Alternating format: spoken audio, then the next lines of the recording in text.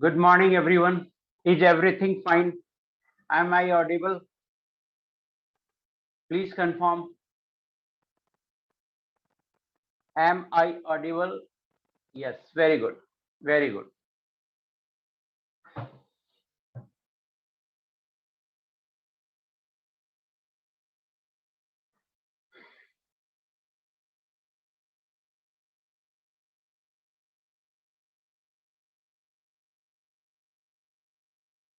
Homework आपका है DPP 19। बीच के एक दो डीपीपी नहीं दिया हूं क्योंकि कल जो पढ़ाया हूं और आज जो थोड़ा सा पढ़ाऊंगा वो सारे सेक्शन इसी के हैं, डीपीपी 19 के हैं। तो आपका होमवर्क डीपीपी 19 है। अब अपन आगे बढ़ते हैं। सम मोर पॉइंट्स, कुछ और पॉइंट्स देखते हैं। फर्स्ट है कि dipole dipole interaction, dipole dipole interaction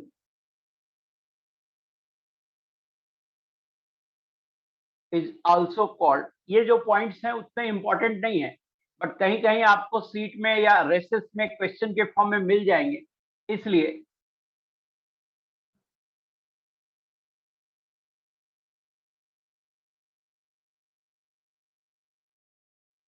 race को ही डीपीपी बोला जाता है। रेस बोलते हैं या daily practice problem, daily practice problem DPP बोलते हैं।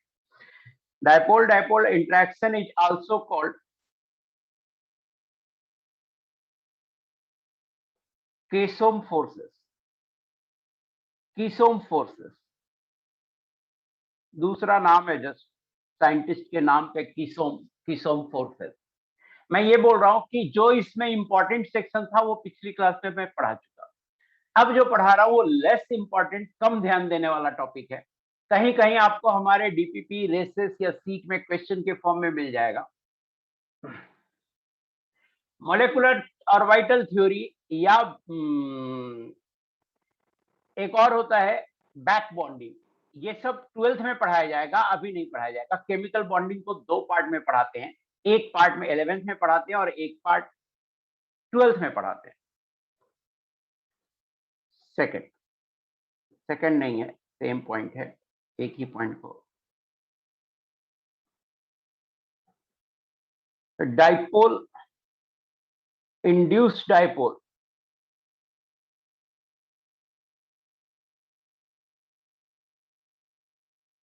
interaction is also called dy forces.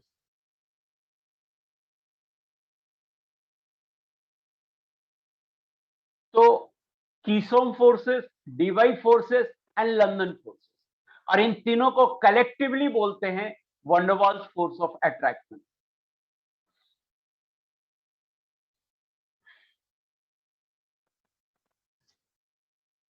Phone में सामने रखता था इसलिए कि कभी कभी क्या होता है पता नहीं चलता है कि हमारी आवाज या स्क्रीन आपके पास जाती है नहीं, उसका आप लोगों ने नाजायज फायदा उठाया।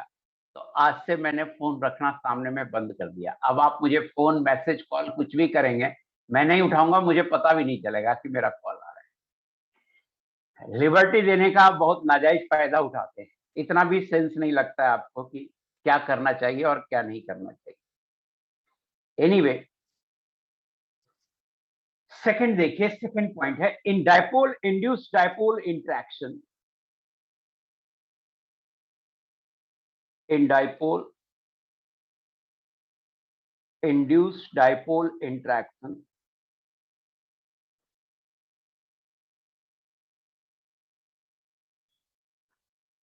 a polar molecule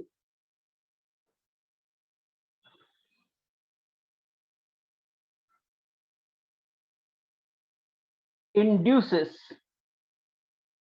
a dipole on a non-polar molecule.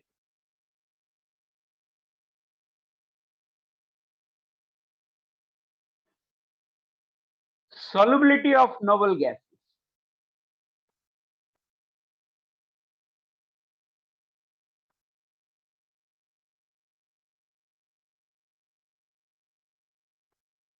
In water,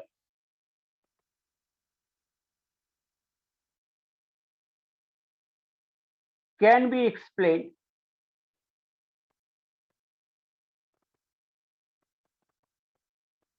by this. Similarly, in water,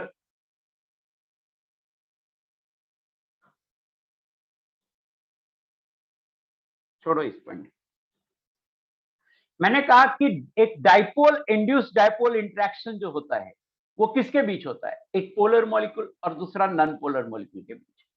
तो नॉन पोलर मॉलिक्यूल में जो पोलर मॉलिक्यूल होता है, नॉन पोलर मॉलिक्यूल में एक मोमेंटरली डाइपोल इंड्यूस कर देता है, और इसी फोर्स के कारण नोबल गैसेस वाटर में सॉल्युबल होता है। अगर हम सॉल्युबिलिटी का ऑर्डर देखें तो सॉल्युबिलिटी इन वाटर जो होगा वो हीलियम का कम होगा, नियॉन का ज्यादा होगा, आर्गन का ज्यादा होगा, क्रिप्टन का और ज्यादा होगा, और जेनन का सबसे ज्यादा होगा। तो देखिए क्या है, वाटर में घोल रहे हैं, वाटर में मान लो जेनन को घोल रहे हैं, तो वाटर पोलर है और जेनन नॉन पोलर है। पोलर पे परमानेंट डाइपोल होता है, परमानेंट डाइपोल होता है, और नॉन पोलर पे डाइपोल नहीं होता है, लेकिन जब ये पोलर मॉलिक्यूल के संपर्क में आता है, पोलर मॉलिक्यूल के क्लोज आता है, तो पोलर मॉलिक्यूल उसके ऊपर एक टेम्पररी डाइपोल को इंड्यूस कर देता है, तो उसे बोलते हैं इंड्यूस्ड डाइपोल। तो नॉन पोलर मॉलिक्यूल पर इंड्यूस्ड डाइपोल होगा। अब चूंकि इसमें इंड्यूस्ड डाइपोल होगा, तो अब डाइपोल और इंड्यूस्ड डाइपोल के बीच इंटरेक्शन होगा, और इस इंटरेक्शन को बोलेंगे डाइपोल इंड्यूस्ड डाइपोल इंटरेक्शन, या इसको बोलेंगे डीवाई फोर्स। अब देखिए, साइज जितना ज्यादा होता है नॉन पोलर मॉलिक्यूल का, उस पे इंड्यूस्ड डाइपोल उतना ज्यादा होता है, जिसके कारण फोर्स ऑफ अट्रैक्शन उतना स्ट्रॉन्गर होगा, और फोर्स ऑफ अट्रैक्शन स्ट्रॉन्गर होगा तो उसकी सॉल्युबिलिटी ज्यादा होगी। तो इस पॉइंट को भी मैं लिख देता हूं कि greater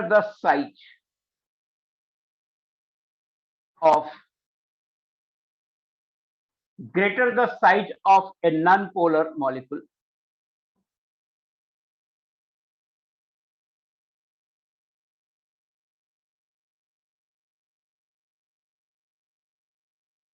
greater the size of a non-polar molecule,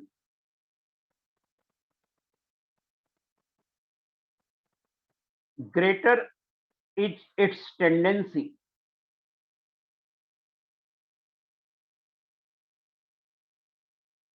to form induced dipole।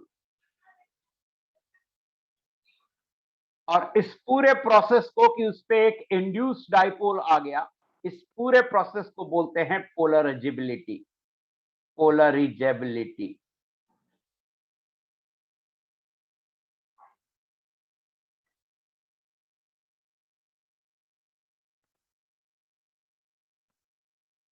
on interaction with a polar molecule। फिर से सुनिए ये पूरी बात को, फिर से सुनिए, पॉइंट मेरा यहां से लेके यहां तक है, इस पॉइंट को फिर से देखिए। डाइपोल इंड्यूस्ड डाइपोल इंटरेक्शन है, डाइपोल आया एक पोलर मॉलिक्यूल के लिए, और इंड्यूस्ड डाइपोल आया एक नॉन पोलर मॉलिक्यूल के लिए। तो होता क्या है कि नॉन पोलर मॉलिक्यूल में कोई परमानेंट डाइपोल नहीं होता है, और पोलर मॉलिक्यूल में परमानेंट डाइपोल होता है। तो polar molecule non polar molecule पर एक टेम्पोररी डाइपोल इंड्यूस कर देता है, उसे बोलते हैं induced dipole interaction, induced dipole. अब मैं बोल रहा हूं कि नोबल गैसेस की सॉल्युबिलिटी वाटर में इसी फोर्स के कारण होती है, क्योंकि वाटर और नोबल गैस के बीच में डाइपोल और इंड्यूस्ड डाइपोल इंटरेक्शन होता है। अब मैं बोल रहा हूं कि डाइपोल इंड्यूस्ड डाइपोल इंटरेक्शन, जैसे जैसे नोबल गैस का मोलर मास बढ़ेगा बढ़ेगा, जिसके कारण जेनन की सॉल्युबिलिटी सबसे ज्यादा होगी और हीलियम की सॉल्युबिलिटी सबसे कम होगी। अब मुझे बताना कि ये पॉइंट आपको समझ में आया या नहीं आया।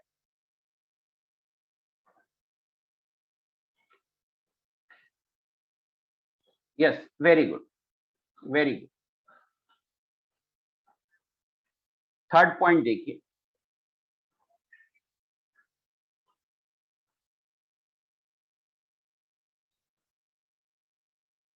इन लंदन फोर्सेस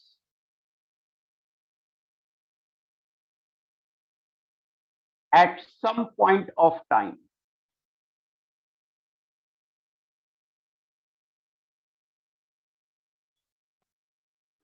an instantaneous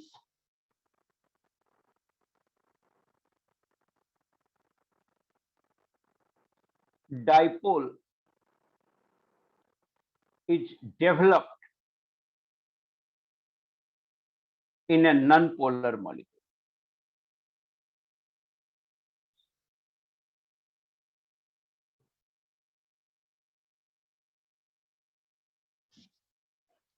मैं बता रहा हूं लंदन फोर्सेस कैसे काम करता है।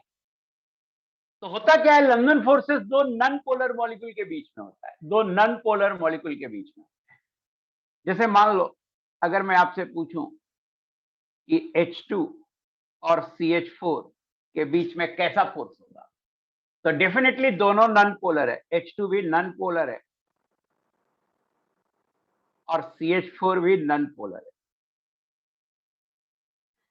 इन दोनों के बीच में नॉन पोलर है, तो instantaneous dipole induce dipole interaction होगा। तो दोनों मॉलिक्यूल में से किसी भी एक मॉलिक्यूल में बॉन्ड के वाइब्रेशन के कारण एक पर्टिकुलर इंस्टेंट ऑफ टाइम पे एक टेम्पररी डायपोल डेवलप हो सकता है।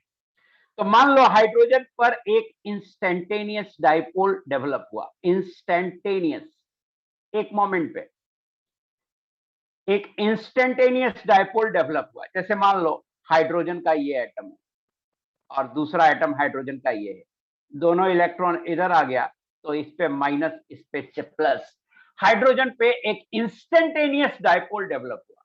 तो जैसे ही एक इंस्टेंटेनियस डायपोल हाइड्रोजन पे डेवलप हुआ तो ये एक डायपोल इंड्यूस कर देगा CH4 पर। इसका उल्टा भी हो सकता है, इसका उल्टा ये हो सकता है कि CH4 पर एक इंस्टेंटेनियस डायपोल डेवलप हुआ तो वो हाइड्रोजन पर एक इंड्यूस कर देगा नया डायपोल। सो इंस्टेंटेनियस डायपोल अगर हाइड्रोजन पे डेवलप हुआ तो CH4 पर एक इंड्यूस डायपोल डेवलप होगा और इसके बीच के इंटरेक्शन को बोलते हैं, इसके बीच पर इंटरेक्शन को बोलते हैं लंदन फोर्सेस या instantaneous dipole induce dipole interaction, ये बोलते हैं, या डिस्पर्सन फोर्स।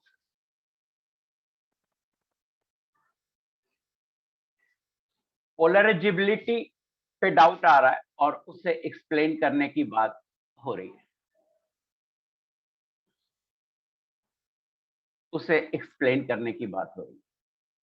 नहीं, कोई भी इंड्यूस, जब भी मैं इंड्यूस डायपोल और इंस्टेंटेनियस डायपोल लिखता हूं तो ये परमानेंट नहीं है। अगर परमानेंट होता तो मॉलिक्यूल पोलर हो जाता।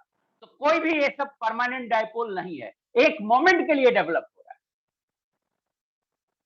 पोलराइजेबिलिटी को एक बार एक्सप्लेन करने की बात हो रही है। पोलराइजेबिलिटी टर्म सबसे ज्यादा जो यूज होता है एक बड़े एनायन को, बड़ा एनायन मान लो Cl-, एक छोटा केटायन, एक बड़े एनायन को एक छोटा केटायन मान लो Na+, तो अपनी तरफ अट्रैक्ट करता है तो बड़ा एनायन का इलेक्ट्रॉन केटायन के पास आ जाता है, जिसके कारण ऐसा लगता है कि इलेक्ट्रॉन की शेयरिंग हुई है, तो एक आयनिक बॉन्ड में कोवेलेंट कैरेक्टर आ जाता है। ये अलग से पढ़ाऊंगा, सबसे ज्यादा पोलराइजेबिलिटी टर्म यहाँ पे यूज होता है। फिर से बोल रहा हूं मैं, ये अलग से पढ़ाऊंगा पोलराइजेबिलिटी।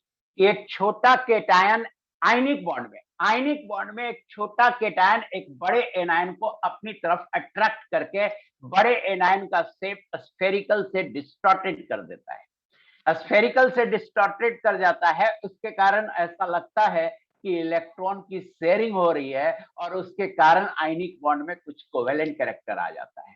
पोलराइजेबिलिटी सबसे सही डिफिनेशन यही है, बट यहां पर पोलराइजेबिलिटी ये नहीं है जो मैंने बोला। यहां पे पोलराइजेबिलिटी है कि वाटर एक पोलर मॉलिक्यूल है, तो वाटर एक पोलर मॉलिक्यूल है तो वाटर पे प्लस माइनस चार्ज होगा। और जेनन एक नॉन पोलर मॉलिक्यूल है, तो इस पे कोई डाइपोल नहीं होगा और वाटर पे डाइपोल होगा। बट ये वाटर का जो डाइपोल है, इसके ऊपर एक टेम्पोररी डाइपोल इंड्यूस करेगा, इसके ऊपर एक टेम्पोररी डाइपोल इंड्यूस करेगा, इंड्यूस डाइपोल बोलेंगे, इंड्यूस डाइपोल। और इस फेनोमेनन को बोलते हैं कि वाटर ने, एक पोलर मॉलिक्यूल ने एक नॉन पोलर मॉलिक्यूल पर जो डाइपोल को इंड्यूस किया, इसे बोलते हैं पोलराइजेबिलिटी। इसे क्या बोलते हैं? पोलराइजेबिलिटी। यहां पर जो सेंस है वो ये है पोलराइजेबिलिटी का सेंस। इसके पहले जो मैं बोला, ये सबसे ज्यादा यूज हो जाता है पोलराइजेबिलिटी, वो इसके पहले जो डिफाइन किया उस टर्म में होता है, बट इसे अलग से पढ़ाऊंगा आयनिक बॉन्ड में, फैजान्स रूल में, अभी नहीं पढ़ाना है। ये चमक गया, वेरी गुड। अब मैं बोला कि दो नॉन पोलर मॉलिक्यूल होते हैं, तो एक मॉलिक्यूल पर एक इंस्टेंटेनियस डाइपोल डेवलप हो जाता है किसी भी ना किसी कारण से, बॉन्ड के वाइब्रेशन से। वो इंस्टेंटेनियस डाइपोल अपने बगल वाले मॉलिक्यूल पर एक इंड्यूस डाइपोल डेवलप कर देता है, और इन दोनों डाइपोल, दोनों ही टेम्पोररी हैं, इन दोनों टेम्पोररी डाइपोल के बीच जो इंट्रैक्शन होता है उसे लंदन फोर्सेस बोलते हैं। तीसरा पॉइंट भी हो गया। एक्चुअली क्या है ना, ये डिफिनेशन से संबंधित कुछ पॉइंट था, और इसके समझाने के चक्कर में उनका एप्लीकेशन नहीं समझ पाते हैं बच्चे, इसलिए मैं एप्लीकेशन जैसे सवाल आते हैं वो पोर्शन पहले करा दिया। Yes, both can induce on each other, both can. एक मोमेंट पर ये डाइपोल अगर डेवलप हुआ तो उस पे इंड्यूस डाइपोल होगा, दूसरे मोमेंट पे उस पे इंस्टेंटेनियस डाइपोल डेवलप हुआ तो इस पे इंड्यूस डाइपोल होगा, एंड ऐसे चलता रहे। एक और पॉइंट में लिख रहा हूं कि hydration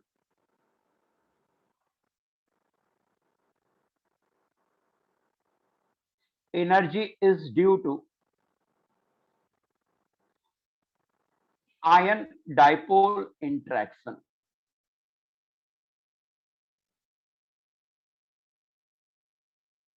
Hydration energy is due to ion dipole interaction. एक आयन होता है और दूसरा डाइपोल होता है, इसके कारण हाइड्रेशन एनर्जी होता है। और ये हम आपको हाइड्रेशन एनर्जी पढ़ाए थे तो बहुत अच्छे से समझाए थे कि वाटर पोलर मॉलिक्यूल है, प्लस माइनस दोनों होगा। आयन क्या करता है? प्लस माइनस आयन दोनों, केटायन भी एनायन भी, उसके चारों तरफ वाटर मॉलिक्यूल आ जाते हैं। तो जैसे देखिए Na+ है, NaCl को पानी में डालते हैं तो NaCl पानी में घुल जाता है और एनर्जी रिलीज होती है, उसे हाइड्रेशन एनर्जी कहते हैं। तो Na+ है तो होता क्या है, वाटर एक पोलर मॉलिक्यूल है। वाटर जब एक पोलर मॉलिक्यूल है तो वाटर के ऑक्सीजन पे पार्शियल नेगेटिव चार्ज और हाइड्रोजन पे पार्शियल पॉजिटिव चार्ज। तो ऑक्सीजन पे जो पार्शियल नेगेटिव चार्ज है और सोडियम केटायन है, इनके बीच एक इंट्रैक्शन होता है, और इस इंट्रैक्शन को बोलते हैं आयन डाइपोल इंट्रैक्शन। ये है आयन डाइपोल इंट्रैक्शन। इस इंट्रैक्शन से जो एनर्जी रिलीज होती है उसे बोलते हैं हाइड्रेशन एनर्जी। उसी तरह से देखिए Cl-, Cl- भी वाटर मॉलिक्यूल के साथ आयन डाइपोल इंट्रैक्शन बनाता है, और ये है ion dipole interaction. I hope कि समझ में आ गया होगा कि आयन डाइपोल इंट्रैक्शन क्या है। और अगर आपसे पूछेगा कि हाइड्रेशन एनर्जी किस फोर्स के कारण होता है, तो आई होप कि अब आप आंसर कर देंगे कि ये होता है आयन डाइपोल इंट्रैक्शन के कारण। आई थिंक कि आपको ये बात समझ में आ गई।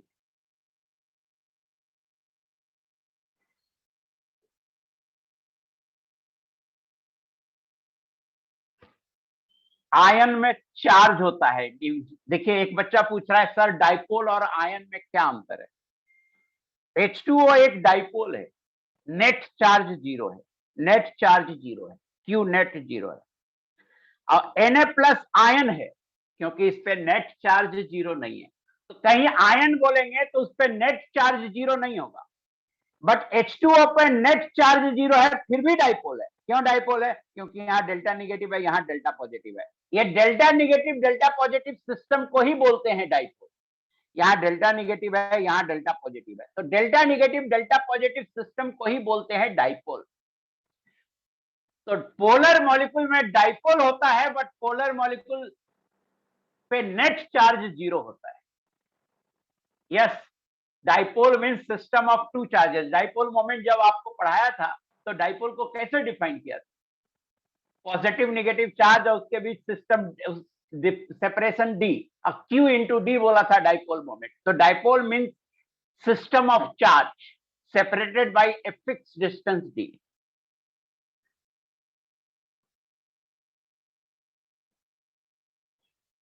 सो ये पॉइंट भी हो गया। बस एक पॉइंट मैं और लिखना चाहता हूं। In ion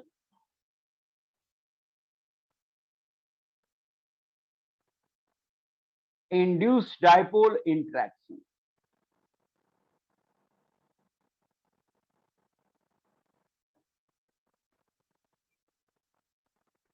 electric field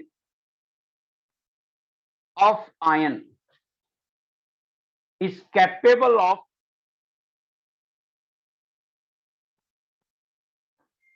inducing a dipole, of course temporary, on non-polar molecule। देखिए ऊपर जो मैंने समझाया इसमें आयन था और पोलर मॉलिक्यूल था। तो आयन था, अब पोलर मॉलिक्यूल में चार्ज का सिस्टम तो होगा ही, तो वहां इंटरेक्शन होता था। बट अब मैं आयन और नॉन पोलर मॉलिक्यूल ले रहा हूं, सपोज Na+ और CCl4 ले रहा हूं। तो ये आयन है और ये नॉन पोलर है। तो मैंने कहा कि इसमें क्या होता है कि आयन का जो इलेक्ट्रिक फील्ड है वो इतना स्ट्रांग होता है, इतना कैपेबल होता है कि नॉन पोलर मॉलिक्यूल पर एक इंड्यूस्ड डाइपोल बना देता है। इस पे क्या बना देता है? Induced dipole. इंड्यूस्ड डाइपोल बना देता है और इस इंटरेक्शन को बोलते हैं आयन इंड्यूस्ड डाइपोल इंटरेक्शन। ये कुछ पॉइंट थे जो इन फोर्सेस, वीक फोर्सेस के डिफिनेशन से रिलेटेड थे। बट मुझे लगा कि इन पॉइंट्स को समझाने के चक्कर में रियल बात जो है कि ये फोर्सेस किसके किसके बीच हैं, ये बात गौन हो जाएगी। तो पहले मैंने इंपॉर्टेंट पॉइंट कल पहले पढ़ा दिया था इसके, कि पहले ये समझो कि ये फोर्सेस होते हैं और इस तरह के मॉलिक्यूल के बीच होते हैं। आज मैंने बताया कि इन फोर्सेस का मतलब क्या है। ये सेक्शन खत्म हो गया। इस सेक्शन से है जीपीपी 19, सॉरी रेस 19। तो रेस 19 आपका होमवर्क है। अब हम एक इंपॉर्टेंट जगह पे हैं कि हमने आपको ऑक्सीडेशन स्टेट पढ़ाया था निकालना। मेरी आपसे रिक्वेस्ट है कि इस कंपाउंड में Na2H2O3 में सल्फर का ऑक्सीडेशन स्टेट क्या होगा, जल्दी से निकाल के बताइए। इस कंपाउंड में सल्फर का ऑक्सीडेशन स्टेट क्या होगा, जल्दी से निकाल कर बताइए।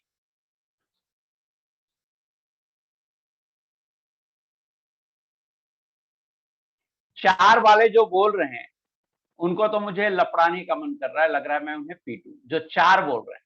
और -2 वाले को तो मुझे एकदम बाहर, क्लास से बाहर फेंक देने का मन कर रहा है। बट मुझे खुशी इस बात की है कि बहुत सारे बच्चों ने 2 आंसर किया है और एवरेज ऑक्सीडेशन स्टेट 2 ही है। अब प्लीज मैसेज करना बंद कर दो, देख लिया। 4 और -2 वालों से मुझे बहुत शिकायत है कि आप 4 और -2 कैसे बोल सकते हैं। खैर, बहुत सारे बच्चों ने +2 बोला है, इसकी मुझे खुशी है, थैंक यू। +2 है ऑक्सीडेशन स्टेट, लेकिन ये एवरेज ऑक्सीडेशन स्टेट है। सल्फर का 2 एटम है। रियल ऑक्सीडेशन स्टेट है, एक एटम पे +6 और दूसरे एटम पे -2, और एवरेज हो जाएगा 6 + -2 और टोटल 2 एटम है, सो डिवाइडेड बाई 2 एवरेज आएगा 2। तो अब मैं आपको पढ़ाना चाह रहा हूं कि इंडिविजुअल ऑक्सीडेशन स्टेट क्या होगा और उसे कैसे निकालेंगे। सो देखिए कंसेप्ट ऑफ, जैसे अगर आपसे पूछे कि Na2H2O3 में सल्फर का ऑक्सीडेशन स्टेट दोनों एटम पे क्या है, तो +2 नहीं है, एक पे +6 है और एक पे -2 है। तो अब हम आपको ये निकालना सिखा रहे हैं कि कैसे +6 है और कैसे -2 है। सो हेडिंग है concept of individual oxidation state.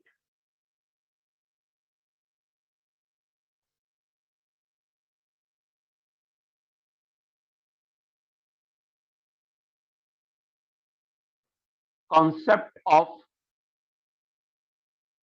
individual oxidation state.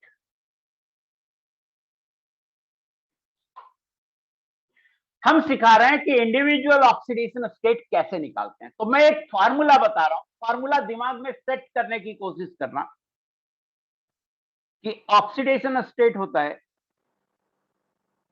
Number of valence electron minus number of electron in the valence shell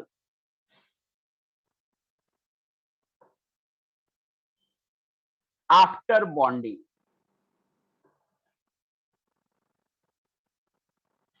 her atom के वैलेंस शेल में कुछ इलेक्ट्रॉन होता है, उस इलेक्ट्रॉन की संख्या बॉन्डिंग के बाद चेंज हो जाती है। तो पहले जो इलेक्ट्रॉन होता है उसमें बॉन्डिंग के बाद जितने इलेक्ट्रॉन है उसको घटा देंगे तो वो उसका ऑक्सीडेशन स्टेट होगा। ये फॉर्मूला है, इसे पहले समझ लेंगे, आपको दिक्कत नहीं होगा। अभी समझाता हूं मैं इस फॉर्मूले को। एक और पॉइंट, इस फॉर्मूले को यूज करने के लिए आपको एक और पॉइंट याद रखना होगा, और वो पॉइंट है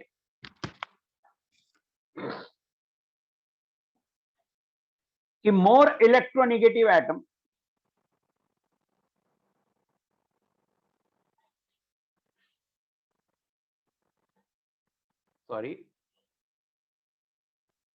वो पॉइंट है कि बॉन्डेड इलेक्ट्रॉन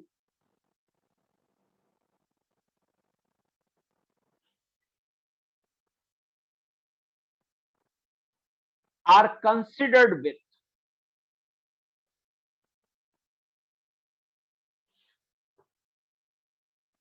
मोर इलेक्ट्रोनेगेटिव एटम।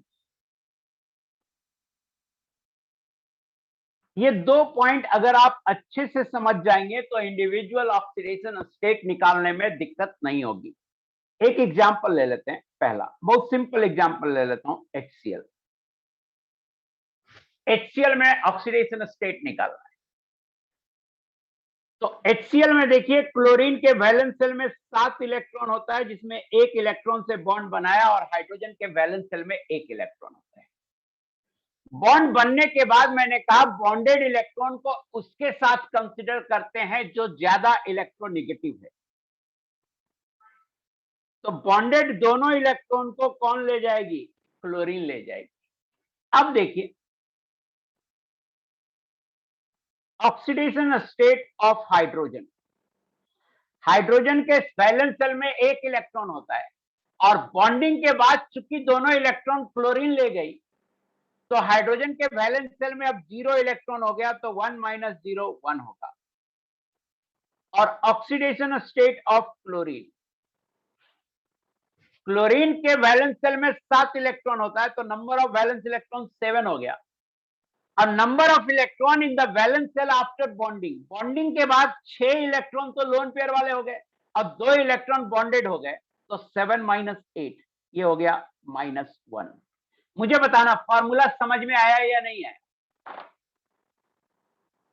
मुझे बताना फॉर्मूला समझ में आया नहीं है? यस। तो अब हम निकालते हैं उस पे Na2S2O3 पे, सेकेंड एग्जांपल लेते हैं। Na2S2O3 पे सल्फर का निकालना।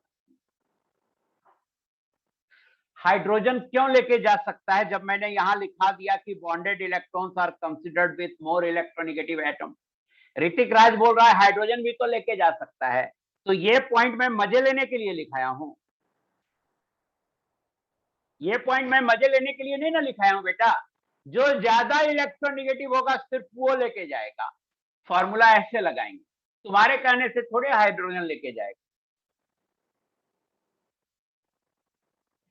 हाँ, पूरा चार्ज हो गया, इसका मतलब इन पे पूरा चार्ज हो गया। तो ऑक्सीडेशन स्टेट हैवी रियल और इमेजिनरी चार्ज, पूरा चार्ज निकालते हैं, उतना चार्ज होता नहीं है। चलो यहां देखो, Na2S2O3 में सल्फर एटम का ऑक्सीडेशन स्टेट निकाला। तो सबसे पहले तो ये आयनिक कंपाउंड है, तो इसे पहले तो तोड़ दो, 2Na+ + S2O3 2-। हमने इसको तोड़ दिया H2O3 2 माइनस। अब देखिए इसका स्ट्रक्चर बनाते हैं, SO minus O minus double bond O double bond S।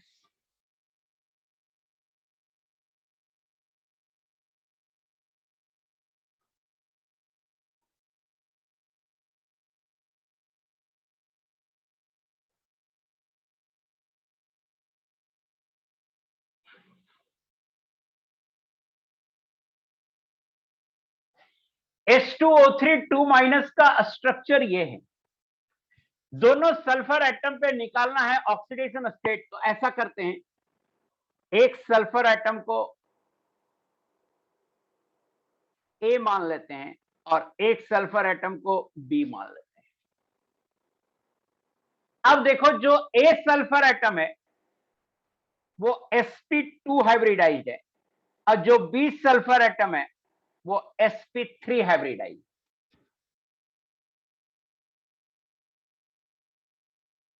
अब सवाल उठता है कि बॉन्डेड इलेक्ट्रॉन को कौन लेके जाएगा। तो हम पहले ही बोल चुके हैं बॉन्डेड इलेक्ट्रॉन को वो लेके जाएगा जो ज्यादा इलेक्ट्रोनेगेटिव है। तो ले गई, ले गई, ले गई। अब सल्फर सल्फर बॉन्डेड है, सल्फर सल्फर में कौन लेके जाएगा? तो जो sp2 हाइब्रिडाइज्ड है उसमें s कैरेक्टर ज्यादा है, उसकी इलेक्ट्रोनेगेटिव ज्यादा है, तो as सल्फर A लेके जाएगा। अब देखिए निकालते हैं oxidation state of sulphur atom A। ये हो जाएगा, सल्फर के वैलेंस सेल में 6 इलेक्ट्रॉन होता है और बॉन्डिंग के बाद इसके वैलेंस सेल में 2 2 4 और 2 बॉन्ड पेयर में 4 इलेक्ट्रॉन, टोटल 8 इलेक्ट्रॉन है, 6 minus 8 minus 2। Oxidation state of sulphur atom B। Sulphur के वैलेंस सेल में 6 इलेक्ट्रॉन होता है और एटम बी पे बताइएगा, एटम बी पे बॉन्डिंग के बाद कितने इलेक्ट्रॉन है? 0। वेरी गुड, तो -0 ये आएगा 6। सो एक एटम पे -2 आ गया, एक एटम पे +6 आ गया। एवरेज ऑक्सीडेशन स्टेट होगा -2 +6 डिवाइडेड बाई 2 एटम है तो 2, ये आएगा 2। तो 2 हुआ एवरेज और इंडिविजुअल ऑक्सीडेशन स्टेट हो गया -2 एंड +6। ध्यान से देखिए और मुझे बताइए कि दोनों एटम पे जो मैं ऑक्सीडेशन स्टेट निकाला हूं वो और फॉर्मूला दोनों समझ में आया या नहीं आया?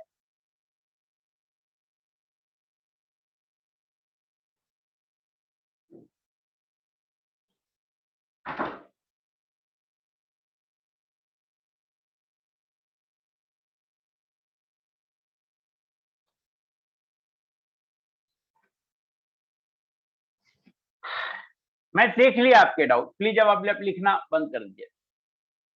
मेरी बात सुनिए, सारा atom B, sulphur atom B पे 0 इलेक्ट्रॉन कैसे हुआ? जब सब लेके गया तो बचा क्या? आप देखो ना, सारे बॉन्ड में जितने बॉन्ड बने हुए थे सब ऑक्सीजन लेके गया और सल्फर एटम ए ज्यादा इलेक्ट्रोनेगेटिव था तो सल्फर एटम ए लेके गया, तो सल्फर पे क्या बचा? 0 इलेक्ट्रॉन बचा।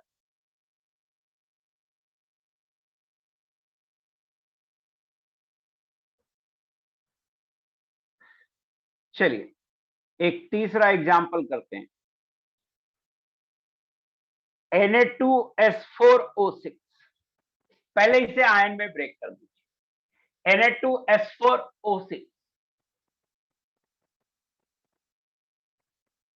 मोर इलेक्ट्रोनेगेटिव पढ़ाया हुआ हूं बेटा, जिसमें एस कैरेक्टर ज्यादा होता है वो ज्यादा इलेक्ट्रोनेगेटिव होता है। तो sp2 में एस कैरेक्टर 33% है, तो ये सल्फर एटम ज्यादा, सल्फर एटम ए ज्यादा इलेक्ट्रोनेगेटिव है।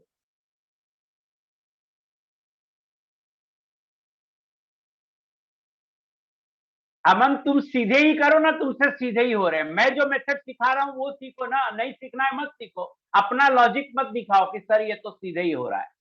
तुम कितने सीधे कर सकते हो वो मुझे पता है अमन। तुमको जैसे सीधे करना है सीधे करो, मुझे जो सिखाना है वो सिखाने दो। अक्षत गुप्ता, आयन में ब्रेक करना जरूरी है। आयन में ब्रेक करेंगे ना तो आयनिक बॉन्ड को क्या कोवेलेंट बॉन्ड से दिखाएंगे? आयनिक बॉन्ड को क्या कोवेलेंट बॉन्ड से दिखाएंगे? Na2S4O6, इसे आप आयन में ब्रेक करो, ये होगा 2Na plus plus S4O6 2 minus. सवाल उठता है S4O6 2 माइनस का स्ट्रक्चर क्या होगा?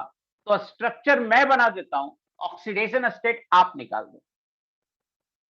S S S S O minus O minus,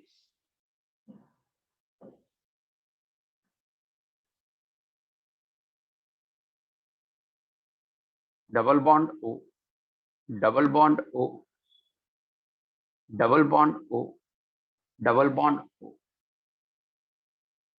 loan pair, lone pair, lone pair, lone pair.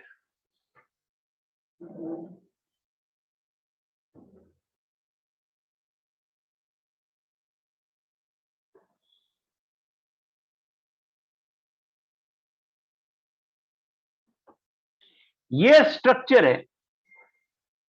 इस स्ट्रक्चर में देखिए, ऑक्सीजन ज्यादा इलेक्ट्रोनेगेटिव है तो ऑक्सीजन तो बॉन्डेड इलेक्ट्रॉन ले जाएगा, तो बॉन्डेड इलेक्ट्रॉन आप ऑक्सीजन के साथ भेज दो।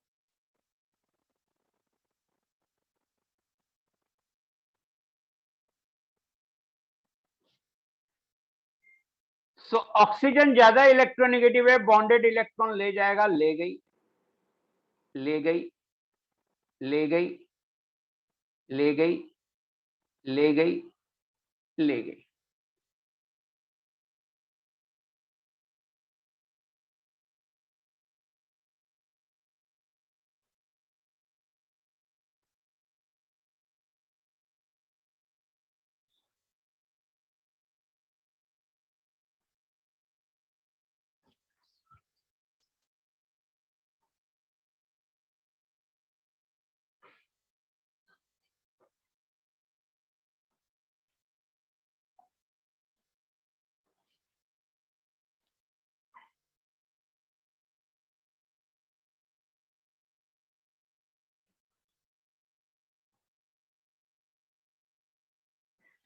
अब देखो हाइब्रिडाइजेशन निकालो,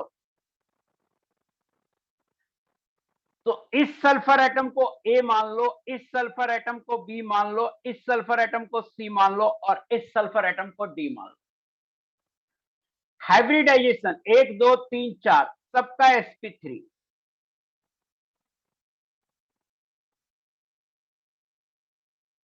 इसका मतलब है चारों सल्फर एटम की इलेक्ट्रोनिगेटिविटी सेम है, चारों सल्फर एटम की इलेक्ट्रोनिगेटिविटी सेम है।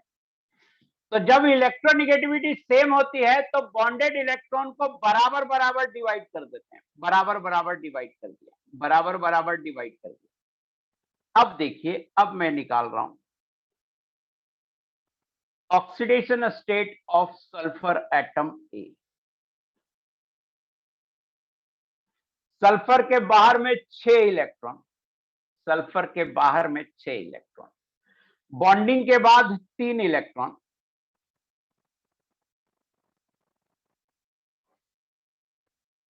कुछ गड़बड़ हो रहा है क्या? 5 आना चाहिए, ये तो 6।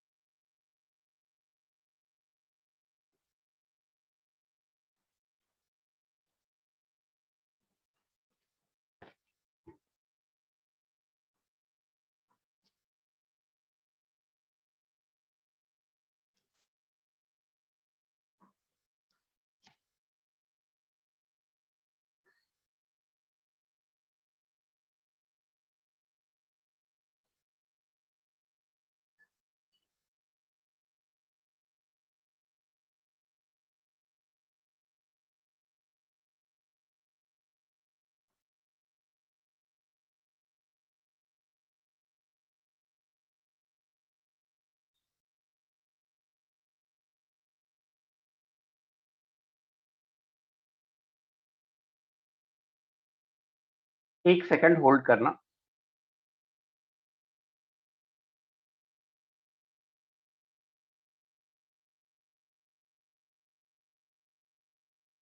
हाँ, स्ट्रक्चर स्ट्रक्चर जो है ना, स्ट्रक्चर गड़बड़ है, स्ट्रक्चर गड़बड़ है, इसलिए गड़बड़ आ रहा है। 5500 आता है, 5500 आता है। तो देखिए फिर से मैं बना रहा हूं structure, S S S S, double bond O, double bond O, O, structure ही गड़बड़ था, डबल बॉन्ड ओ, ओ, ये स्ट्रक्चर है।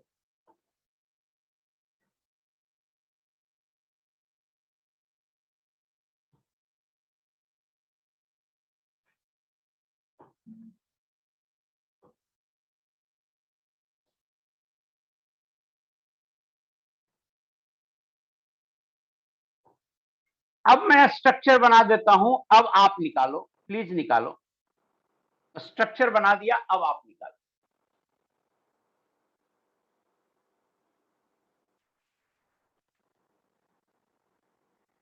प्लीज निकालिए, स्ट्रक्चर बना दिया।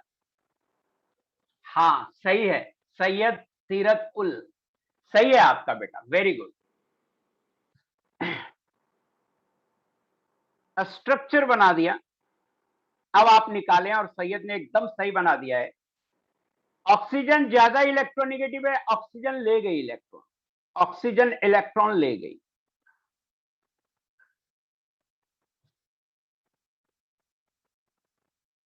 आप क्या करो, फर्स्ट को सल्फर एटम ए मान लो, सेकंड को सल्फर एटम बी मान लो, थर्ड को सी मान लो, और फोर्थ को डी मान लो। सभी सल्फर एटम sp3 हाइब्रिडाइज हैं, सभी सल्फर एटम sp3 हाइब्रिडाइज है। सो सबकी इलेक्ट्रोनेगेटिविटी सेम है, और सबकी इलेक्ट्रोनेगेटिविटी सेम है, तो बॉन्ड को आधा आधा बांट लेगा, एक एक इलेक्ट्रॉन दोनों बांट लेगा। अब देखिए इसका मैं निकालता हूं, oxidation state of sulphur atom A, और ए और डी का सराउंडिंग सेम है, जैसा एटम ए है वैसा ही एटम डी है, तो जो ए पे आएगा वही डी पे आएगा, ए एंड डी। ये होगा 6 माइनस, बॉन्डिंग के बाद कितने इलेक्ट्रॉन है, 1 5। Oxidation state of sulphur atom B and C, ये होगा 6 माइनस 6 कितना, 0। एवरेज ऑक्सीडेशन स्टेट हो जाएगा 5 ए पे, 0 बी पे, 0 सी पे, 5 डी पे, डिवाइडेड बाई 4, और ये आ जाएगा 2.5। ये आंसर है, 2.5 आंसर है, 5 आंसर है, 0 आंसर है। 5 और 0 इसका इंडिविजुअल ऑक्सीडेशन स्टेट है, और 2.5 इसका एवरेज ऑक्सीडेशन स्टेट है। मुझे बताइए समझ में आया या नहीं आया?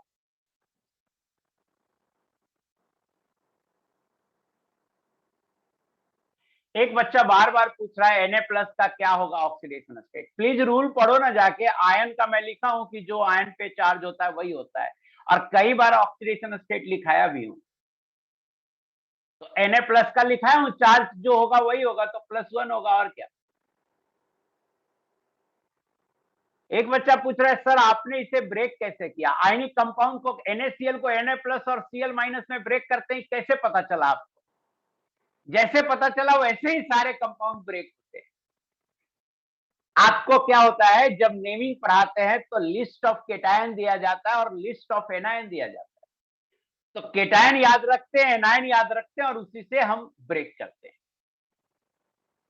बी और सी का 6-6 कैसे हुआ, देखिए एक बच्चा पूछ रहा है बी और सी का 6-6 कैसे हुआ। तो देखिए ये एक इलेक्ट्रॉन ग्रीन से, दूसरा इलेक्ट्रॉन ग्रीन से, तीसरा इलेक्ट्रॉन ग्रीन से, चौथा इलेक्ट्रॉन ग्रीन से।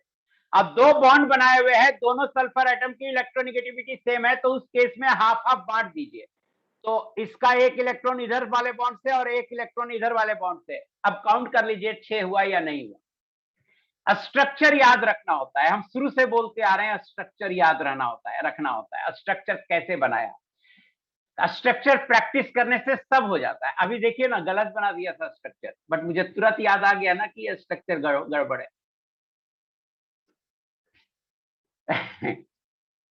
तो स्ट्रक्चर प्रैक्टिस से हो जाता है, ऐसा नहीं है। हाँ, मतलब हमसे बेटर स्टूडेंट करते हैं स्ट्रक्चर। वो तो पहले का भी स्ट्रक्चर गलत बना, जैसे स्ट्रक्चर आप कोई भी 8 से बनाइएगा लिविस डॉट से, तो एवरेज 2.5 ही आएगा। बट रियल में मॉलिक्यूल का स्ट्रक्चर जैसा होता है वैसा बनाना होगा ना, अपने मन से कोई भी स्ट्रक्चर नहीं बना सकते। रियल में मॉलिक्यूल में जिसके जिसके बीच बॉन्ड होता है वैसा बनाना होगा। अगर 2 सल्फर एटम ऑक्सीजन से नहीं जुड़ा हुआ है तो हम सल्फर, चारों सल्फर एटम को ऑक्सीजन से कैसे जोड़ देंगे? तो सल्फर अपने स्ट्रक्चर अपने मन से नहीं बनाना होता है। आगे बढ़ता हूं मैं, आपकी चीजें, आपकी बकवास खत्म नहीं होती है। शुरू से बोल रहा हूं मैं कि स्ट्रक्चर खुद से बनाना होता है, स्ट्रक्चर रटना होता है, प्रैक्टिस करना होता है। अभी तक ऐसे बच्चे हमें हैं जो H2SO4 अलग तरीके से बना के भेजते हैं और हमसे पूछते हैं सर ये वाला सही है। सिर्फ वही सही है जो मैं बनाया। सो प्लीज, जैसा मैं बनाता हूं वैसा स्ट्रक्चर बनाने की प्रैक्टिस कीजिए। एक मैं और देता हूं और आपसे रिक्वेस्ट है ये सही बनाना। ये सभी लोग सही बनाएंगे तो मैं समझूंगा कि आप कॉन्सेप्ट सीख गए। C3O2 में तीनों कार्बन का ऑक्सीडेशन स्टेट निकालिए। C3O2 में, C3O2 में तीनों कार्बन का ऑक्सीडेशन स्टेट निकालिए। अगर आपको दिक्कत है तो मैं स्ट्रक्चर बना देता हूं, क्योंकि आपने प्रैक्टिस एनफ नहीं किया है मेरे कहने के बाद भी।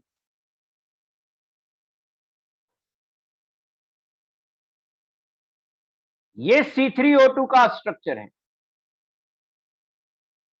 मेरा आपसे रिक्वेस्ट है कि कार्बन एटम ABC पे आप ऑक्सीडेशन स्टेट निकाल दीजिए। गलत है 4 जो बता रहे हैं ज्योतिरादित्य। सैयद सीरत आपका एकदम सही है, वेरी गुड। +2 0 +2, वेरी गुड, संभव सही है।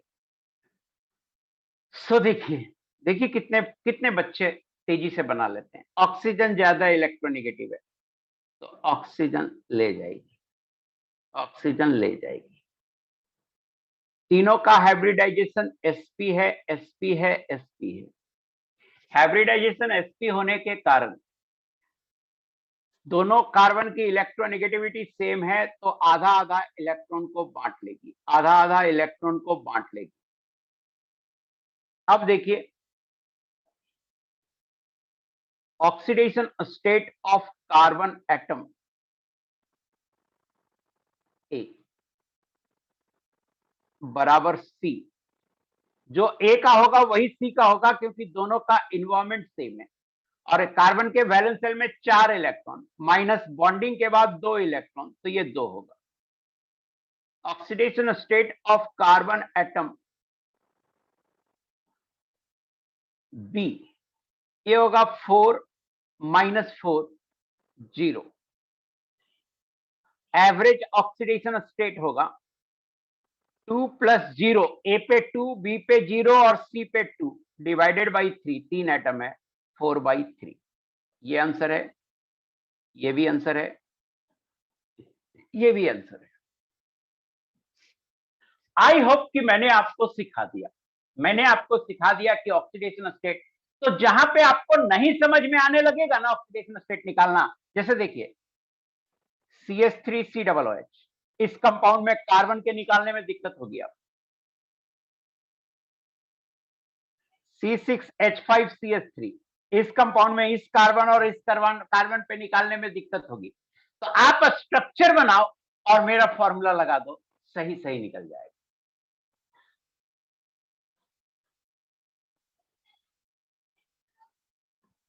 जैसे आप जैसे ही स्ट्रक्चर बनाओगे CH3 का,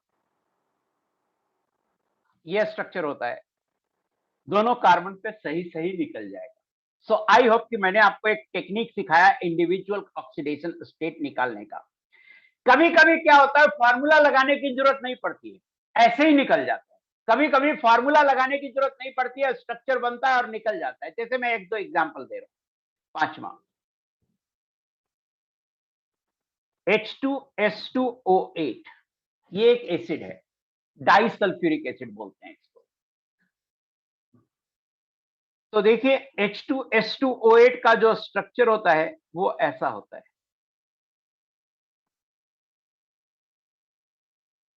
पेरोक्सी डाइसल्फ्यूरिक एसिड है।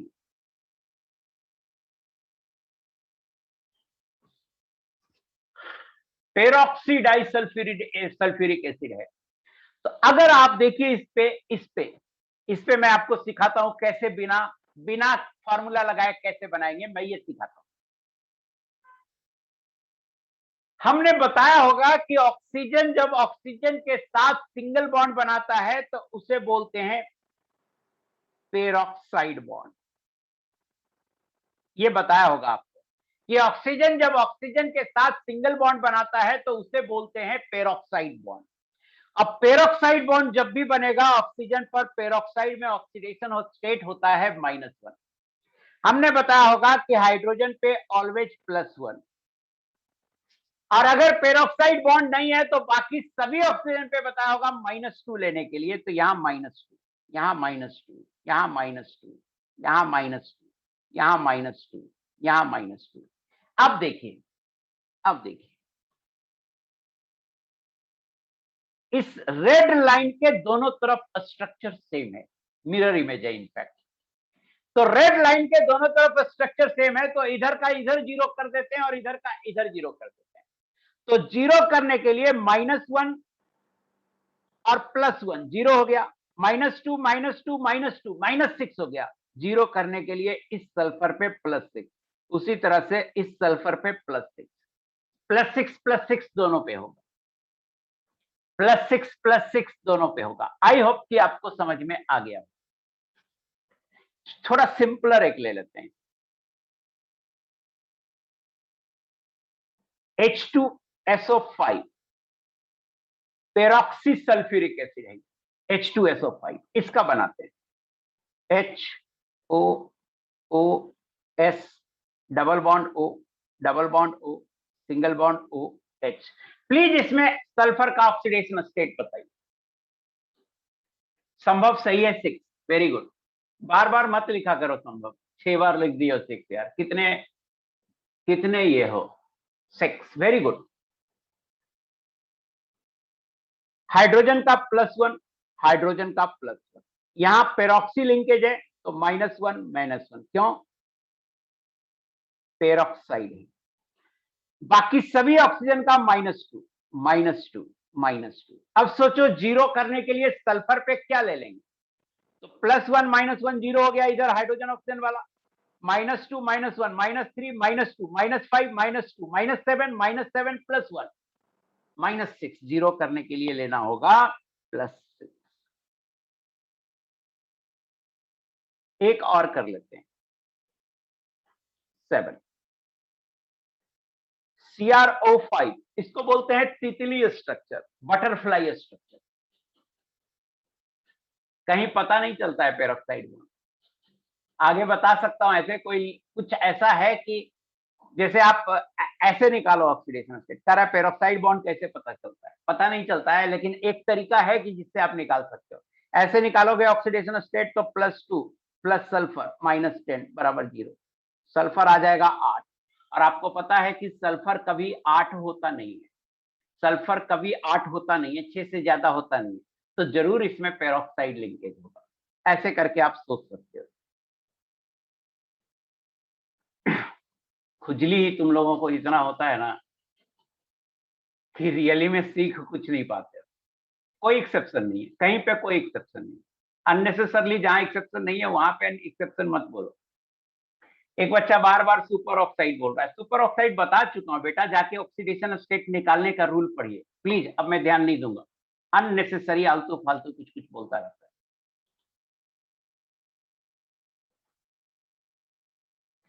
अब मैं CrO5 का बोल रहा हूं, CrO5 तितली स्ट्रक्चर है, बटरफ्लाई स्ट्रक्चर है, ये इसका स्ट्रक्चर है।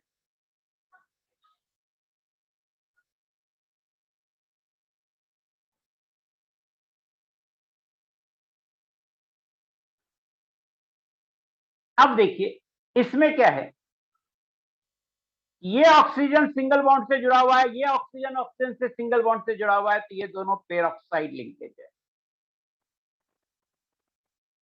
स्ट्रक्चर पता रहेगा, अपने आप पता चल जाएगा कि पेरोक्साइड लिंकेज नहीं है या नहीं है। स्ट्रक्चर बनाना, स्ट्रक्चर को याद रखना ही सबसे इंपॉर्टेंट है। तो पेरोक्साइड लिंकेज है तो ये -1, ये -1, ये -1, ये -1, और इसमें पेरोक्साइड नहीं है तो ये -2। तो ऑटोमेटिक क्रोमियम पे क्या आएगा? +6। तो मैंने कुछ एग्जांपल कराए हैं आपको इंडिविजुअल ऑक्सीडेशन स्टेट निकालने के। आई होप कि आपका क्लियर हो गया होगा। अब मेरा पॉइंट रियली में यहाँ पे ये नहीं पढ़ाना था, अब हम आपको नेमिंग से रिलेटेड कुछ पढ़ाना चाहते हैं। यही पढ़ाना भी था बट उसमें ऑक्सीडेशन स्टेट आता, इसलिए मैं थोड़ा सा सोचा ऑक्सीडेशन स्टेट बता ही दूं। सम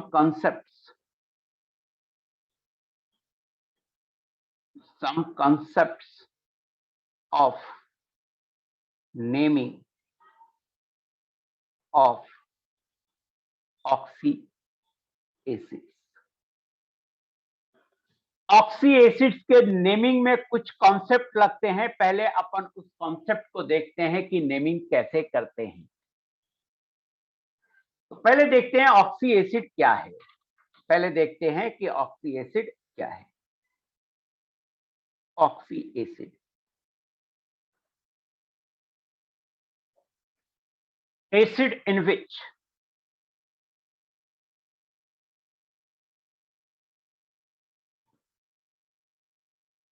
OH group is present।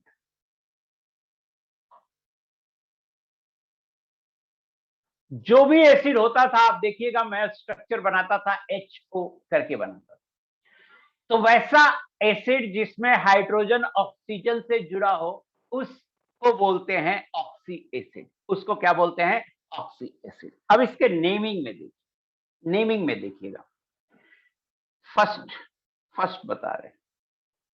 अगर मैं आपसे पूछूं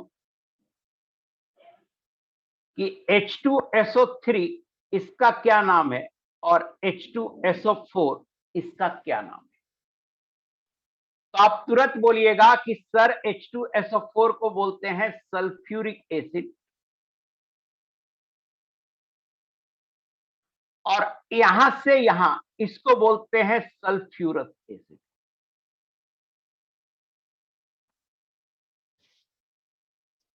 तुरंत बोलिएगा कि H2SO4 को बोलते हैं सल्फ्यूरिक एसिड और H2SO3 को बोलते हैं सल्फ्यूरस एसिड। मतलब H2SO4 में इक लगा, क्या लगा? इक, और H2SO3 में अस लगा, OUS लगा, इक और अस।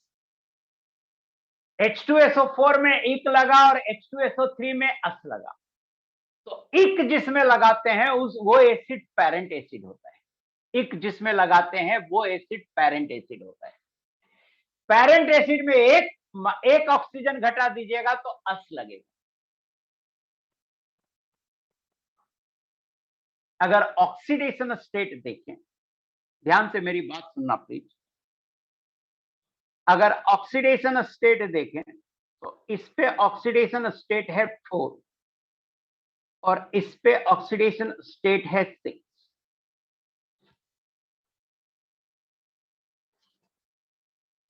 तो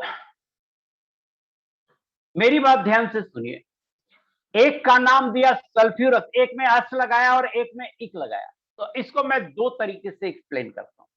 एक कहता हूं कि अगर आपके पास दो एसिड है और दोनों एसिड एक ही ग्रुप, एक ही सल्फर के हैं, तो जो हायर ऑक्सीडेशन स्टेट वाला है उसमें इक लगाइए और जो लोअर ऑक्सीडेशन स्टेट वाला है उसमें अस लगाइए। ऐसा आप पहले भी पढ़े होंगे जरूर 8th-9th में, कि हायर ऑक्सीडेशन स्टेट वाले में इक लगाएं और लोअर ऑक्सीडेशन स्टेट वाले में अस लगाएं।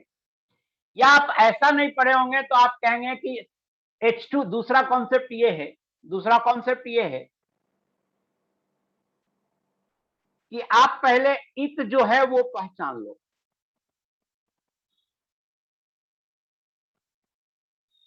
जिसमें इक लगा हुआ है आप क्या करो, उसे पहचान लो।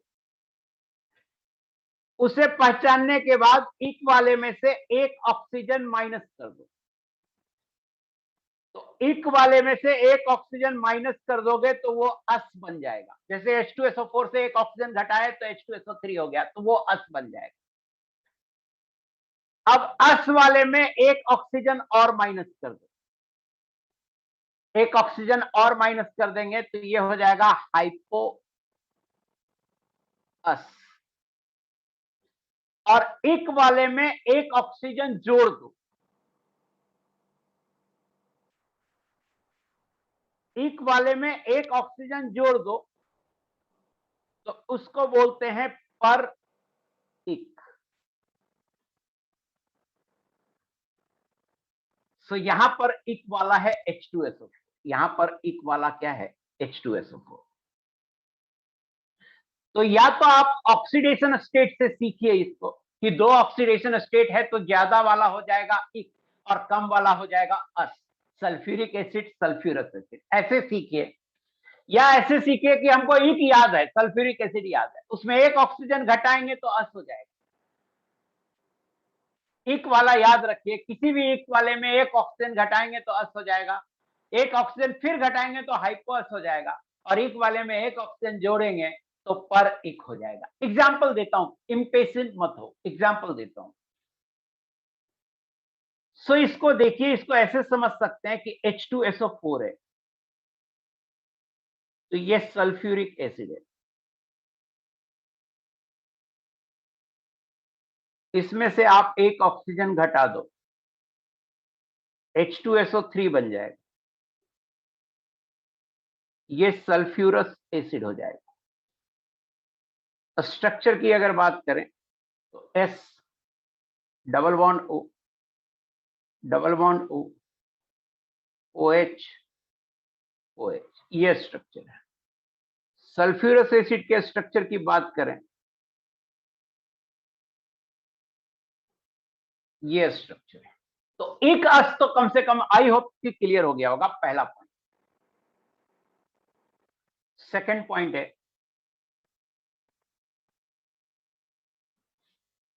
कि मान लो तीन ऑक्सीडेशन स्टेट मिला, जैसे तीन ऑक्सीडेशन स्टेट मिला, उसका एग्जांपल है H2N2O2 और HNO2, इसका एग्जांपल ये। दूसरा हुआ HNO2 और तीसरा हुआ HNO3। तो HNO3 ये इक वाला है,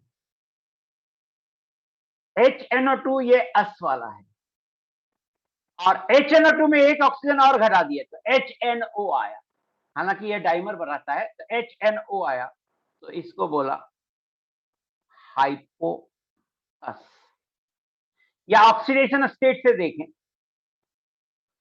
तो यहां पे +5 आएगा, यहां पे +3 आएगा और यहां पे +1 आएगा, ऐसे ही लिख देते हैं +5।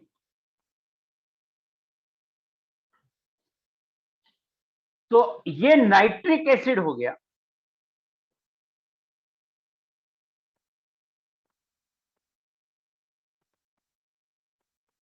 ये नाइट्रस एसिड हो गया, और ये हाइपो नाइट्रस एसिड हो गया। अब देखिए आयन भी देखना, इनके आयन देखिए, इनके आयन देखेंगे तो SO4 2-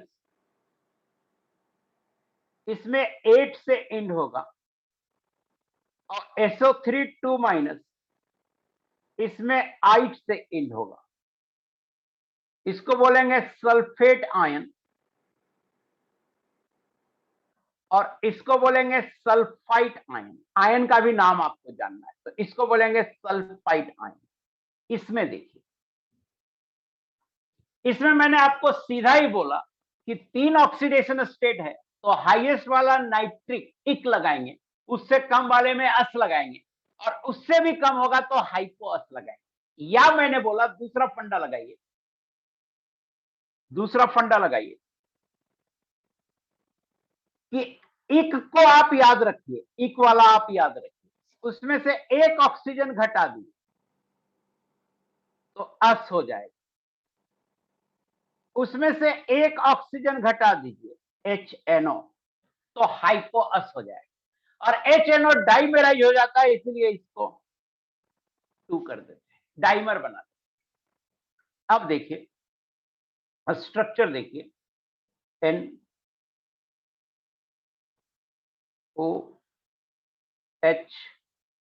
double bond O coordinate bond, ये इसका structure HON double bond O lone pair.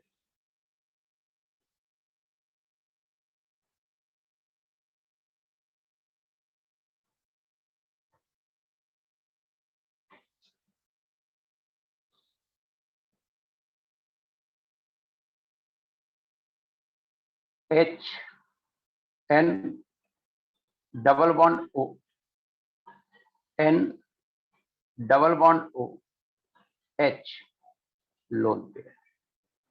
HNO whole twice dimer हो गया, HNO होल ट्वाइस।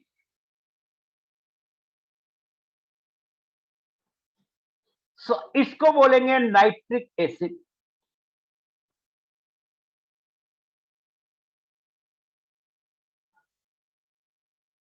ये हो जाएगा नाइट्रस एसिड,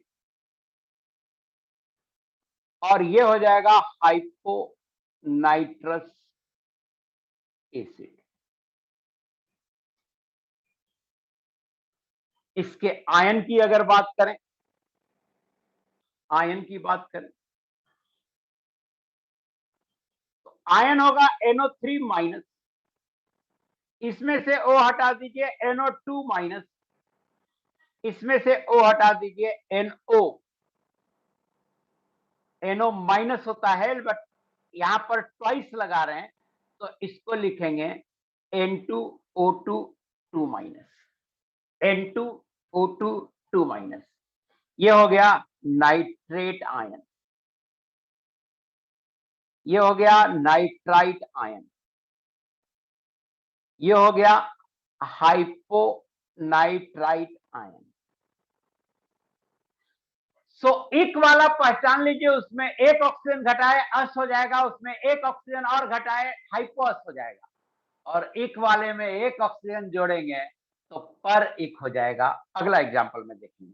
मुझे बताइए ये दोनों एग्जांपल, दूसरा अभी नजर आ रहा है स्क्रीन पे, इसके पहले H2SO4 वाला पहला था।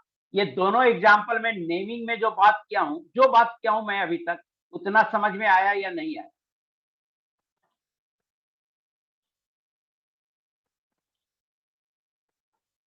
यस, मुझे बताइए नेमिंग में जो मैंने बात किया है वो समझ में आया या नहीं आया? दो तरीके से बताया बेटा। एक तरीका से बताया मैंने आपको कि आप ऑक्सीडेशन स्टेट देख लो, अब दूसरा तरीका से बताया कि नहीं, ऑक्सीडेशन स्टेट नहीं देख के आप ऑक्सीजन कितना से घट रहा है ये देख।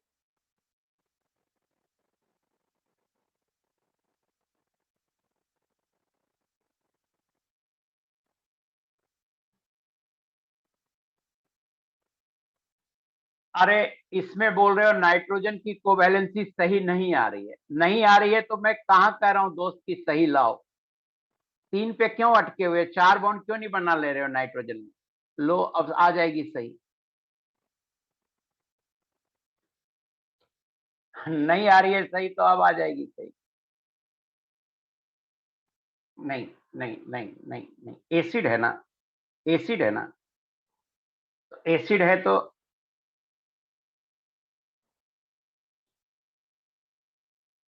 HON NOH, एसिड है तो OH बॉन्ड होना चाहिए।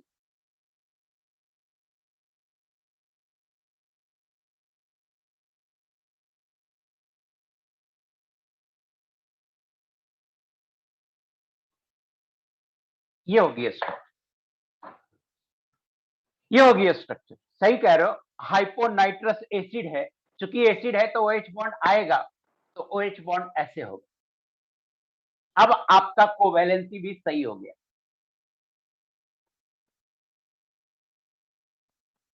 मुझे लगता है कि मैंने जो पर वाला भी एग्जांपल नहीं लिया हूं तो पर नहीं समझ में आया होगा अभी। मैंने जो बताया वो समझ में आ गया? आपके डाउट में देख रहा हूं, कोई इंटरेस्ट, कोई वैसा डाउट नहीं है जो कि आपका सही लग रहा है मुझे। अब देखिए तीसरा एग्जांपल लेते हैं। तीसरा एग्जांपल मैं ले रहा हूं,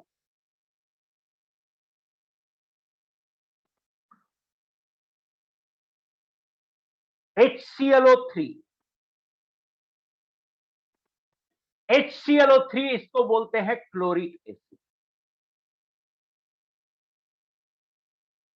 बाद में लिखूंगा नाम। इसमें से आप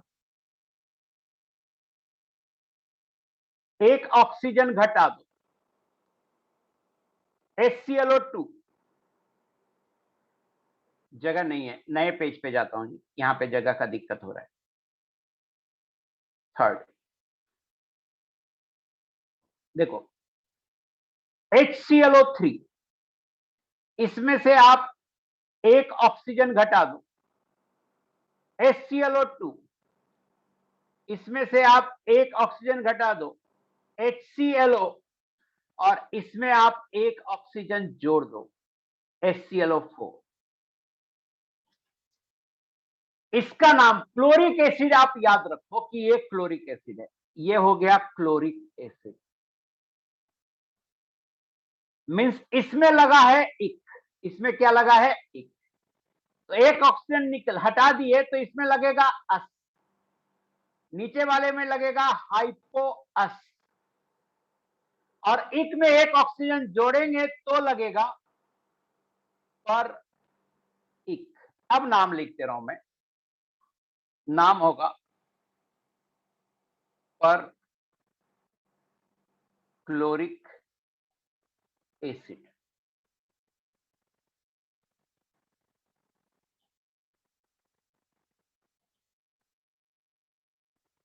नाम होगा क्लोरिक एसिड। नाम होगा क्लोरस एसिड। नाम होगा हाइपो क्लोरस एसिड। अब ऑक्सीडेशन स्टेट से देखिए यही चीज, इसमें ऑक्सीडेशन स्टेट 5 आता है, इसमें ऑक्सीडेशन स्टेट 7 आता है, इसमें ऑक्सीडेशन स्टेट 3 आता है, और इसमें ऑक्सीडेशन स्टेट 1 आता है। 4 ऑक्सीडेशन स्टेट में हुआ, तो सबसे हाईएस्ट वाला से एक कम में लिखिए आप एक, उससे भी कम में लिखिए अस, और सबसे कम वाले में लिखिए हाइपोअस, और सबसे ज्यादा वाले में लिखिए पर एक। आई होप कि आपको ये नेमिंग अब चारों क्लियर हो गया होगा। मुझे बताइए, जो मैंने शुरू में बताया था आपको, इस एग्जाम्पल से आपको चारों क्लियर हुआ? कब पर एक होगा, कब एक, एक याद रखना होगा। हाँ, अब इनका स्ट्रक्चर देख लेते हैं।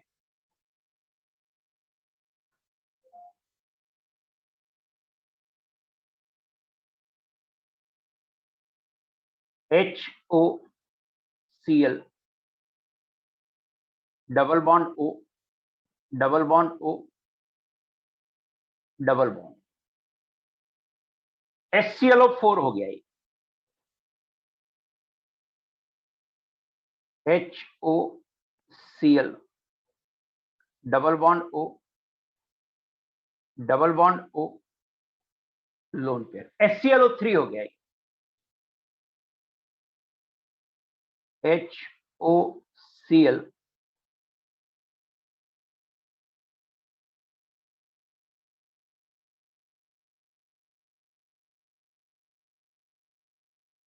डबल बॉन्ड O,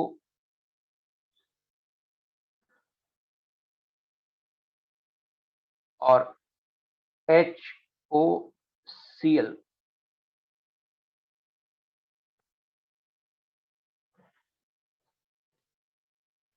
आप देखो, इसमें से एक ऑक्सीजन घटाया, या ऐसे सोचो, एरो उल्टा बनाओ, इसमें एक ऑक्सीजन जोड़ा इसमें, एक ऑक्सीजन घटाया, एक ऑक्सीजन घटाया, यह है पर, पहले इसका नाम लिख देते हैं, यह है क्लोरिक एसिड। एक ऑक्सीजन जोड़ा तो इसको बोलेंगे पर क्लोरिक एसिड। एक ऑक्सीजन घटाया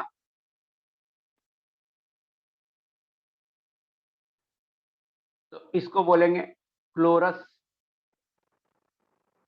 एसिड। एक और ऑक्सीजन घटाया, इसको बोलेंगे हाइपो क्लोरस एसिड।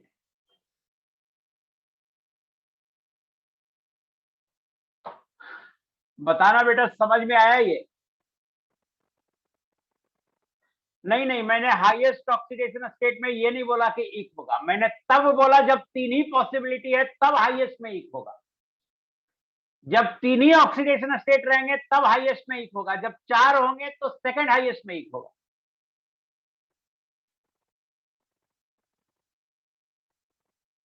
नहीं पता चलेगा ना, कुछ कुछ रटना भी पड़ता है प्रथमेश, सब कुछ पता नहीं चलता है, बहुत कुछ रटना पड़ता है, उसके बाद कुछ कुछ पता चलता है। लोन पेयर ये यार टेट्राहेड्रल है भाई, लोन पेयर कहीं भी रख सकते हो, कह रहा है लोन पेयर ऊपर नहीं रख सकते हैं, अभी तक यही कर रहे हो।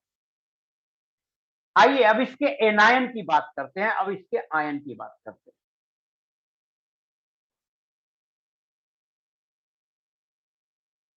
इसके आयन की बात करेंगे तो ClO4 माइनस आयन होगा, ClO3 माइनस आयन होगा, ClO2 माइनस आयन होगा, ClO माइनस आयन। तो आयन में क्या लगाते हैं, इक को, देखिए आयन जब बनाते हैं ना तो आयन में इक को 8 से रिप्लेस कर देते हैं, और अस को जब भी आयन बनाते हैं तो इक का नाम 8 हो जाता है।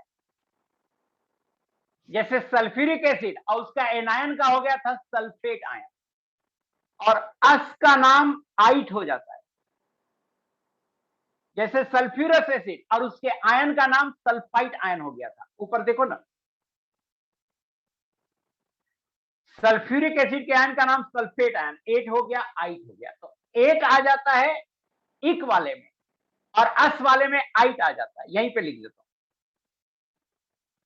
इक को रिप्लेस कर देते हैं 8 से और अस को रिप्लेस कर देते हैं आइट से, तो आयन का नाम आ जाता है। तो अब देखिए, ये क्लोरिक एसिड का आयन था तो इसका नाम हो जाएगा बेटा क्लोरेट आयन। आप सोचो ना, पोटेशियम क्लोरेट का क्या फार्मूला होता था, KClO3, ये क्लोरेट आयन है। इससे बड़ा हो गया तो इसको बोलेंगे पर क्लोरेट आयन, इससे छोटा हो गया तो इसको बोलेंगे क्लोराइट आयन, और ये हो जाएगा हाइपो क्लोराइट आयन। इसमें प्लस जोड़ दिए हैं, इसमें माइनस ऑक्सीजन किए हैं, इसमें भी माइनस ऑक्सीजन किए हैं। मुझे बताना आयन का नाम समझ में आ गया?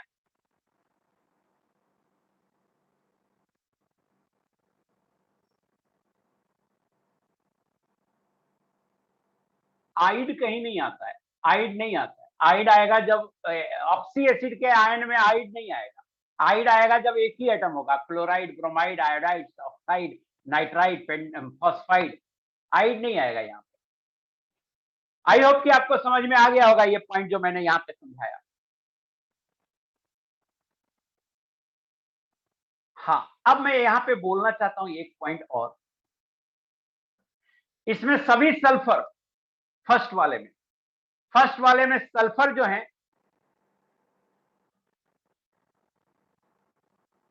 फर्स्ट वाले में जो सल्फर है, सल्फर एटम, जितने भी सल्फर एटम है, all sulphur atom sp3 hybridise है।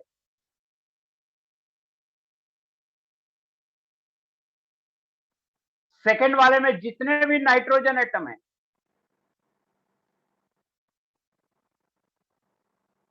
All nitrogen atoms are sp2 hybridised है। देखो तो है या नहीं है। इसके नीचे वाले में देखो, ऑल क्लोरीन एटम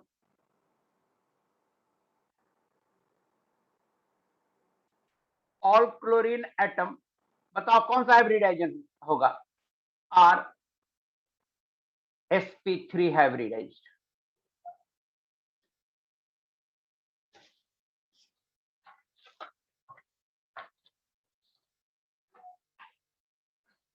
कितना पॉइंट हो गया? 3 पॉइंट हुआ। फोर्थ देखिए, फोर्थ पॉइंट देखिए,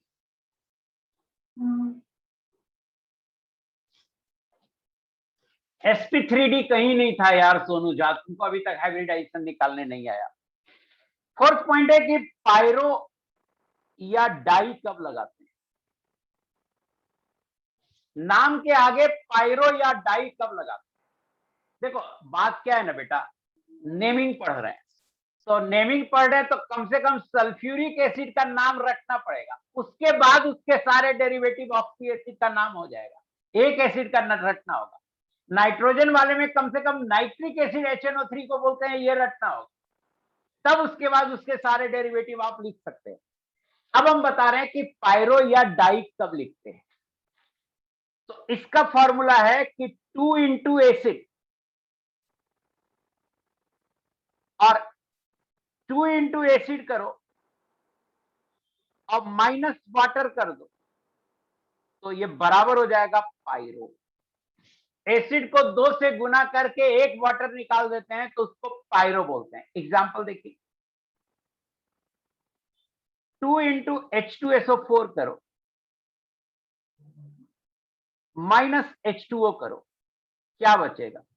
तो H2SO4 में 2 से गुना कीजिएगा तो हाइड्रोजन 4 हो जाएगा, और H2O घटाइएगा तो हाइड्रोजन 4 से 2 हो जाएगा तो H2, सल्फर 2 हो जाएगा तो H2, ऑक्सीजन 8 हो जाएगा और उसमें एक ऑक्सीजन वाटर वाला घटेगा, ऑक्सीजन 7 हो जाएगा H2S2O7। इसको बोलेंगे पायरो सल्फ्यूरिक एसिड, और इसको बोलेंगे पायरो सल्फ्यूरिक एसिड या डाई सल्फ्यूरिक एसिड।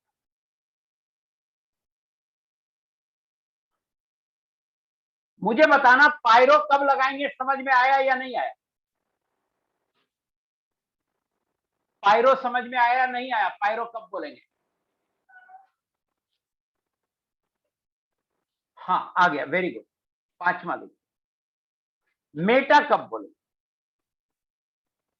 मेटा तो एसिड है, एसिड में से सिंपली वाटर घटा देंगे तो उसको बोलेंगे मेटा एसिड।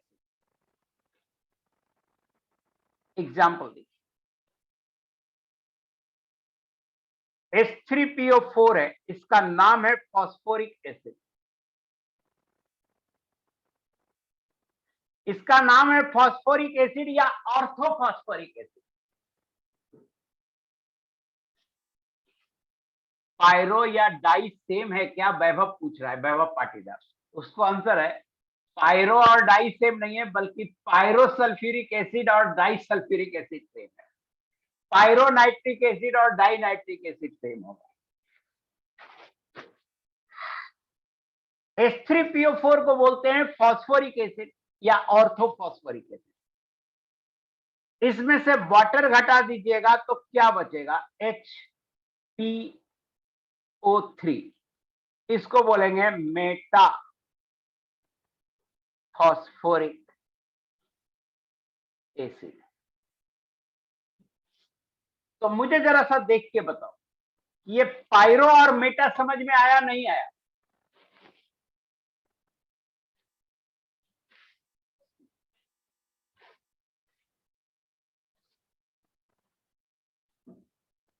कोई रिएक्शन तो मैंने बताया ही नहीं, मैंने कहा 2 से गुना कर दो, 1 वाटर निकाल दो, ये रिएक्शन नहीं है।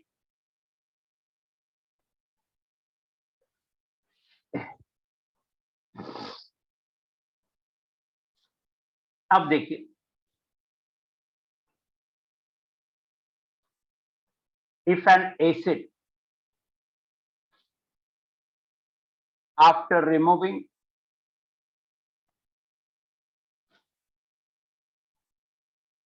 one molecule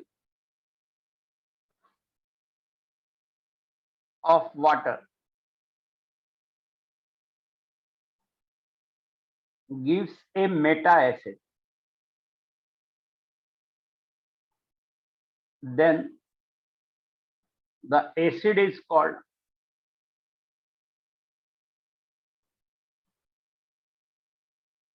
ortho acid. कोई एसिड है और उसमें से H2O निकाल दिए और अभी भी वो एसिड की तरह बिहेव कर सकता है, मेटा एसिड दिया, तो उस एसिड को बोलेंगे ऑर्थो एसिड। जैसे मैंने ऊपर बोला था कि फास्फोरिक एसिड को ऑर्थो फास्फोरिक एसिड भी बोलते हैं, क्योंकि वाटर निकालने के बाद भी इसमें एसिड H वाला पोर्शन बचा हुआ है, HPO3, तो ये मेटा ऑर्थो फास्फोरिक एसिड बोलते हैं। जैसे इसका एग्जाम्पल H3BO3, इसका नाम है बोरिक एसिड। H3BO3 का नाम है बोरिक एसिड, एक वाटर निकालिएगा तो ये बनेगा HBO2, इसका नाम हो जाएगा मेटाबोरिक एसिड। आपको मेटाबोरिक एसिड मिल गया, इसका मतलब है कि boric acid is also called orthoboric acid. Boric acid is also called orthoboric acid. Similarly, इसी तरह से phosphoric acid is also called orthophosphoric acid. Phosphoric acid is also called orthophosphoric acid. लेकिन आप H2SO4 में H2O निकालिए, ये sulphuric acid है। H2O निकालिएगा तो SO3 बचेगा। अब SO3 में H है ही नहीं कि वो H दे, SO3 में H है ही नहीं कि वो H दे, तो SO3 को बोलेंगे कि ये not a Meta acid, not a Meta acid. SO3 is not a Meta acid, क्योंकि अब इसके पास H नहीं है। SO3 is not a Meta acid. Therefore sulphuric acid को हम ऑर्थो सल्फ्यूरिक एसिड नहीं बोल सकते हैं। Sulphuric acid is not an ortho acid. जैसे आपसे पूछेगा कि which of the following is ortho acid, पहला लिखेगा बोरिक एसिड, दूसरा लिखेगा फॉस्फोरिक एसिड, तीसरा लिखेगा सल्फ्यूरिक एसिड, चौथा लिखेगा सल्फ्यूरस एसिड, तो आंसर होगा boric acid and phosphoric acid. I hope कि आपको यह बात समझ में आ गई होगी। आई होप कि आपको ये बात समझ में आ गई होगी। यहाँ पे फिनिश करते हैं और हम अगली क्लास में इनको नेमिंग समझा दिया कि ऑक्सी एसिड को नेमिंग कैसे करते हैं। अब अगली क्लास में पूरा डिटेल से देखेंगे ऑक्सी एसिड। आई होप कि आप थोड़ा रिवाइज करोगे और रेस 19 आपका होमवर्क है, तो रेस 19 बनाइए। Thank you very much.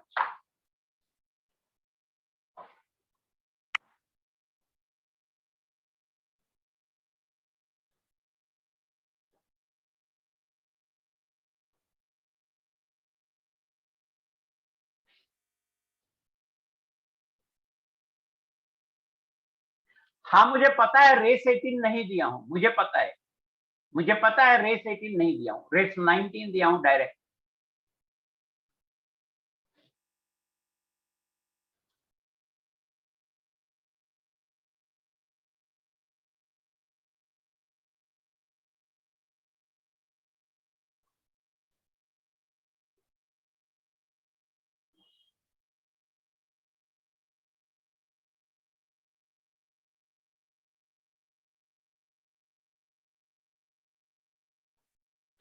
एक अनाउंसमेंट भी है, संडे को एक्स्ट्रा क्लास लूंगा मैं, संडे को एक्स्ट्रा क्लास लूंगा सुबह 8 से 10।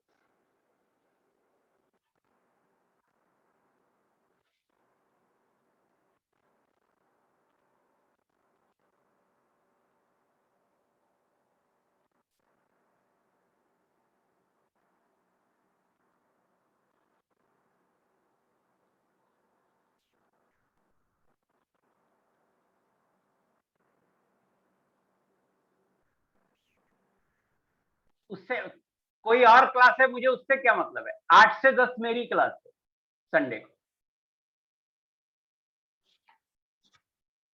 So thank you very much.